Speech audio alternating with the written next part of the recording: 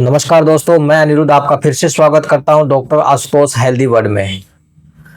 तो आयुर्वेदिक उपचारों की आज की कड़ी में आज हम आपसे चर्चा करेंगे कोंच के बीज के बारे में। इनका आयुर्वेद में क्या उपयोग होता है, कैसे इनका उपयोग आप बीमारियों को ठीक करने में कर सकते हैं, उसके बारे में हम डॉक्टर साहब से सारी डिटेल में जानकारी लेंगे। उससे पहले मैं डॉक्टर साहब का स्वागत करता हूं। नमस्कार डॉक्टर साहब। नमस्कार। तो डॉक्टर साहब, आज हम अपने व्यूअर्स को, अपने दर्शकों को बताएंगे कोंच के बीज के बारे में। तो सबसे पहले आप दर्शकों को बताइए, इसकी जो सामान्य जानकारी होती है कोंच के बीज की, वो क्या होती है? नमस्कार मित्रों, आज हम काफी दिनों में मुखातिब हुए हैं। आज हम कोंच के बारे में जानकारी देंगे। कोंच एक बहुप्रचलित औषधि है और जन सामान्य भी इसके बारे में थोड़ी बहुत जानकारी रखता है। इसका स्वाद कुछ कुछ मधुर भी होता है, कुछ कुछ कड़वा भी होता है। पचने में कोंच के बीज थोड़े भारी होते हैं और ये शरीर में स्निग्धता भी पैदा करते हैं, चिकनाहट पैदा करते हैं शरीर के अंदर। जिनके अंदर खुशी होती है उनको चिकनाहट पैदा कर। कुछ लोग इनको गर्म मानते हैं, कुछ विद्वान इनको शीतल मानते हैं। तो हम इसको समशीतोष्ण मान सकते हैं, न गर्म न ठंडा, बराबर मान सकते हैं।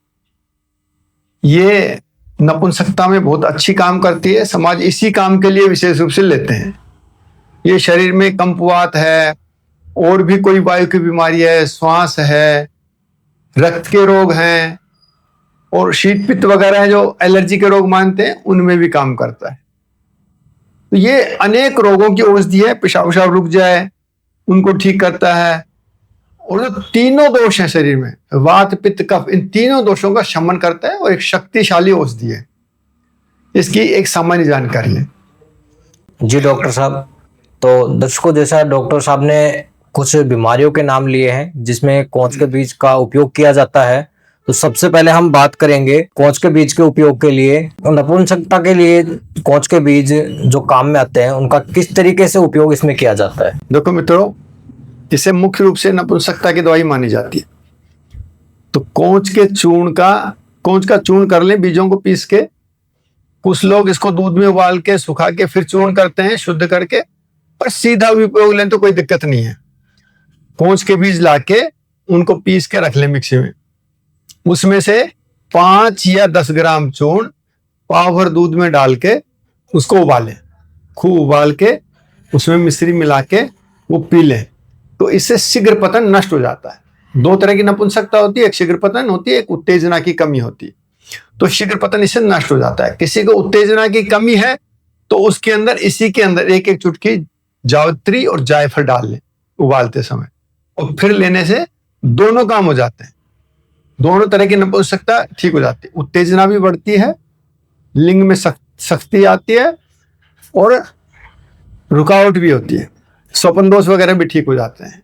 तो ये पूर्णतः नपुंसकता की सबश्रेष्ठ औषधि मानी जाती है। तो आप निश्चिंत होकर जो भी इस प्रकार के रोगी हों तो वो ले सकते हैं, इसका लाभ उठा सकते हैं। जी डॉक्टर साहब, दूसरी बीमारी का जो हम जिक्र करेंगे वो है श्वेत प्रदर। तो श्वेत प्रदर में कोंच के बीजों का क्या उपयोग होता है? देखिए, वैसे तो स्त्री पुरुष के रोगों में एक ही औषधियां काम आती है। श्वेत प्रदर में इसको पानी के साथ लेना है और मात्रा रखनी है 2 से 3 ग्राम। उसमें रखी थी अपन ने 5 से 10 ग्राम की मात्रा, इसमें रखनी है 2 से 3 ग्राम की मात्रा, क्योंकि अपन इस औषधि को अब जल से ले रहे हैं। तो 2 से 3 ग्राम, लगभग आधा पौन चम्मच सुबह शाम जल के साथ ले लें, थोड़ा निवाय जल से या सादा जल से। तो धीरे धीरे शक्ति भी बढ़ेगी और श्वेत प्रदर नष्ट हो जाएगा स्त्री का। तो ये बहुत ही श्रेष्ठ औषधि है, शक्तिदायक भी है साथ में। जी डॉक्टर साहब, अब हम बात करते हैं श्वास के रोग या श्वास में। तो श्वास लेने में या फिर श्वास के रोगों में भी इसका उपयोग होता है? मित्रों, श्वास के रोग में भी, श्वास का रोग कफ से पैदा होता है। अभी हमने बताया था कि त्रिदोष शामक, वात पित्त कफ तीनों को संतुलित करती है। तो श्वास रोग के अंदर इसकी मात्रा हम 2 से 3 ग्राम जल के साथ ले सकते हैं या शहद से ले सकते हैं, या फिर ये कहा है कि शहद और घी दोनों मिला के ले सकते हैं। कुछ लोग मानते हैं कि शहद और घी मिलाने से विष बन जाता है, लेकिन ऐसा कुछ नहीं है। अगर सम मात्रा में शहद घी मिला के लेंगे तो थोड़ा नुकसान कर सकता है। लेकिन अगर विषम मात्रा में, जैसे घी ले लिया आधा चम्मच, शहद ले लिया 1 चम्मच, या शहद ले लिया आधा चम्मच, घी ले लिया 1 चम्मच, तो फिर कोई नुकसान नहीं करता। दूसरे, जिसमें तीसरी चीज मिल जाती है तो फिर इसका जो विषाक्त प्रभाव सम मात्रा में लेंगे तो कोई दिक्कत नहीं करेगी। इसलिए तीनों में से जैसे भी आपको ठीक लगे, जल के साथ, शहद के साथ, या शहद और घी मिला के उसके साथ ले सकते हैं श्वास रोग में। और थोड़े दिन लगातार लेनी पड़ेगी, 2-3-4 महीने, तो धीरे धीरे धीरे धीरे वो कफ भी खत्म होगा और श्वास का रोग नष्ट होकर फेफड़ों को शक्ति मिल जाएगी, हार्ट को भी शक्ति मिल जाएगी आपके को। तो जो चलने में श्वास फूलता है और इस प्रकार के रोग होते हैं, वो सब रोग ठीक हो जाएंगे। फेफड़े और फेफड़े मजबूत होंगे, हार्ट भी मजबूत होगा। जी डॉक्टर साहब, अब हम बात करते हैं लकवे के बारे में। लकवा जो शरीर के अंदर आता है, किसी भी अंग में आ सकता है वो, तो उसके अंदर भी कोंच के बीजों का उपयोग किया जाता है। वो किस प्रकार से किया जाता है? देखो, लकवे में पैरालिसिस बोलते हैं, जो शरीर की नसें होती हैं वो पैरालाइज होती हैं, काम नहीं करती, सख्त हो जाती हैं, उनमें संवेदना नहीं रहती। तो उसके अंदर हम कोंच देते हैं। हम पहले बताया था वैसे ही नपुंसकता में दी थी। 5 से लेके 10 ग्राम तक दूध में डालिए, 1 गिलास दूध में, और उसको उबालिए, खूब अच्छी तरह उबालेंगे, करीब 1/4 भाग कम हो जाए दूध, इतना उबालेंगे। फिर उसमें मिश्री मिला के वो सुबह शाम दीजिए। उससे लकवा के रोग में महान फायदा होता है। धीरे धीरे अंगों को शक्ति मिलने लगती है, नसों को शक्ति मिलती है, और जो दिमाग में इसके केंद्र हैं जिनके कारण वो नर्व्स डाउन हुआ है, तो वो वहां भी ताकत मिलती है। तो धीरे धीरे धीरे धीरे वो लकवा की बीमारी कम होती जाती है। और चाहे मुंह का लकवा हो, चाहे पूरे आधे अंग का लकवा हो, चाहे पूरे शरीर का लकवा हो, उन सब में लाभ मिलता है इसके द्वारा। और शरीर को पुष्टि मिलती है, दिमाग को, हार्ट को, फेफड़ों को, सबको शक्ति मिलती है इसके द्वारा। बहुत बढ़िया डॉक्टर साहब। अब हम बात करते हैं कोंच के बीजों का जो उपयोग, जो पेशाब रुकने में या फिर पेशाब रुक के आने में जो समस्या होती है, उसमें किस प्रकार से लिया जाता है? मित्रों, कई बार पेशाब रुक जाता है हमारा, गर्मियों में ज्यादा होता है, लेकिन सर्दियों में कभी कभी हो जाता है, पेशाब रुक जाता है। इसमें कोंच के बीज की मात्रा लेनी है 1 ग्राम, ज्यादा नहीं, 1 ग्राम सादा पानी से।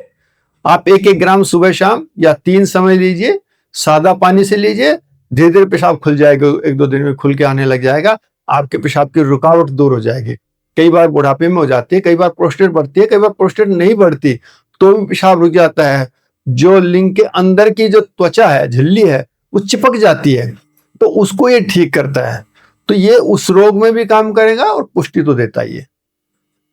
जी डॉक्टर साहब, अब हम बात करते हैं नासूर और घाव। नासूर या घाव जो होते हैं उनके लेकर, कि नासूर और घाव में किस प्रकार से इसका उपयोग किया जाता है? मित्रों, घाव भरने में भी काम आती है, और जो नासूर हो जाते हैं, अंदर नाड़ी बन जाती है घाव की, जैसे भगंदर में बन जाती है और भी कई रोगों में बनती है, तो उस नाड़ी के अंदर इसके चूर्ण को तेल में भून लें और भून के उसकी टिकिया बना लें, उस घाव के ऊपर लगा दें।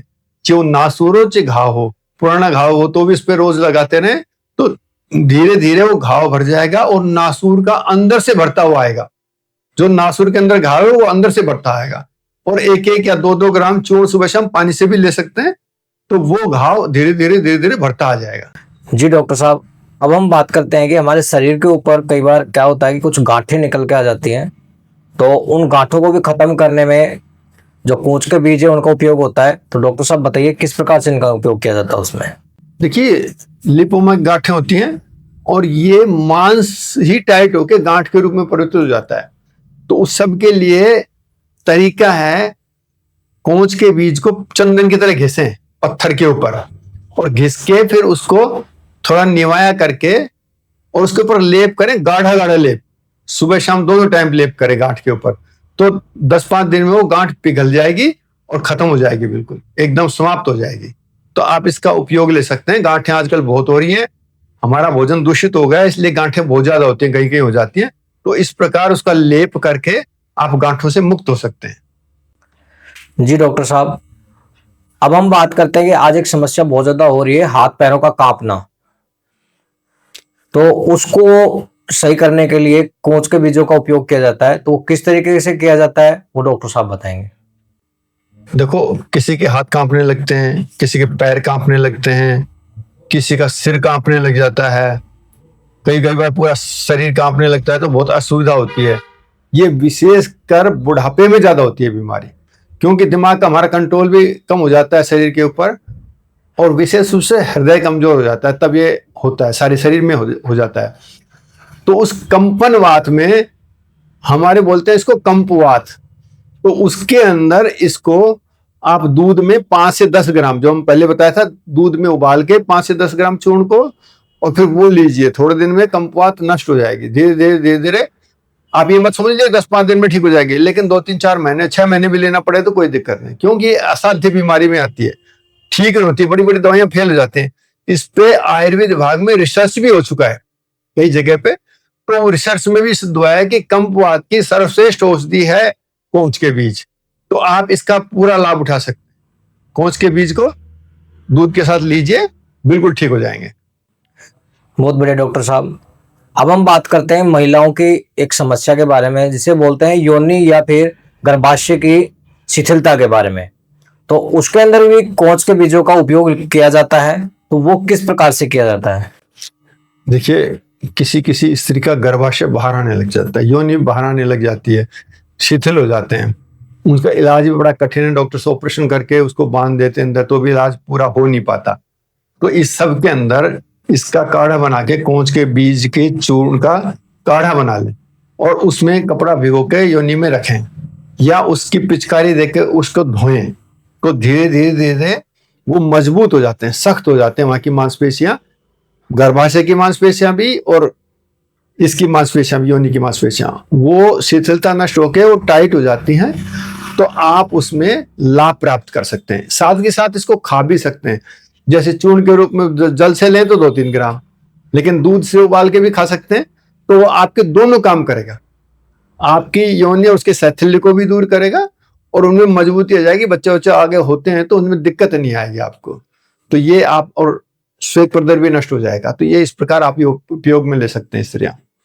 जी डॉक्टर साहब, अब हम बात करते हैं रक्त पित्त के बारे में।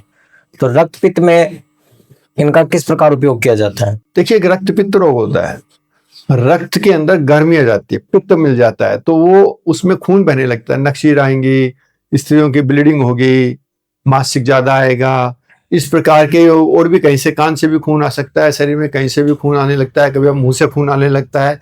उन सब परिस्थितियों में आप कोंच के बीज का उपयोग ले सकते हैं। अभी जैसे दूध से बताया था उबाल के, उस प्रकार आप उपयोग में लीजिए, तो धीरे धीरे धीरे वो रक्त पित्त रोग नष्ट हो जाता है इस कोंच के बीज से। ये बहुत ही कठिन बीमारी है, लेकिन ये कोंच का बीज इतनी अद्भुत औषधि है कि इससे ये सब रोग आसानी से ठीक हो जाते हैं। आपको कम से कम पैसे में और कठिनाई से ठीक होने वाली बीमारी है उसको भी ठीक कर देते हैं, इसलिए आप इसका पूरा लाभ ले सकते हैं इस रोग में। जी डॉक्टर साहब, अब हम बात करते हैं शीत पित्त के बारे में। तो शीत पित्त में भी इसका उपयोग किस प्रकार लिया जाता है?